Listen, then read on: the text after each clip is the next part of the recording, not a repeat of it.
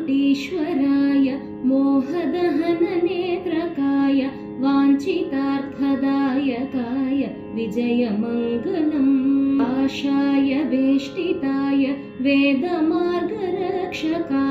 कामकोट्यधिष्ठिताय Vijayamangalam कामाक्षिपूजकाय कल्मषादिनाशकाय तादात्म्यनैष्ठिकाय Vijayamangalam रुद्राक्षभूषणाय चन्द्रमौलिपूजकाय प्रेमपूर्णभाषणाय Vijayamangalam ब्रह्मैक्यबोधकाय ब्रह्ममार्गरञ्जनाय देशिकोत्तमोत्तमाय Vijayamangalam Vijayamangalam.